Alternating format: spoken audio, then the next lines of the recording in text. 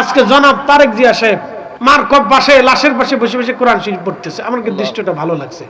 কে কোন দল করেন না করেন, আমি কোন দল টল করি না, কিন্তু ওনার এই দৃশ্যটা আমার কাছে কেন ভালো লাগছে জানেন?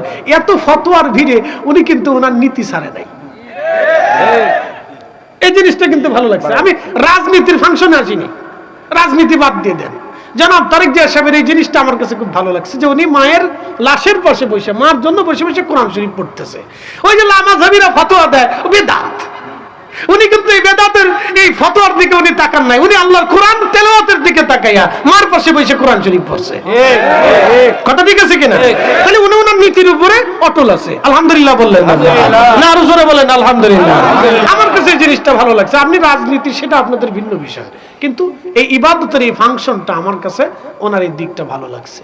এটা ভালো লাগছে যে উনি মায়ের জন্য বসে বসে কোরআন শরীফ পড়ছে, এটা ভালো লাগছে। ভালো, যেটা ভালো সেটা ভালো বলতে হবে।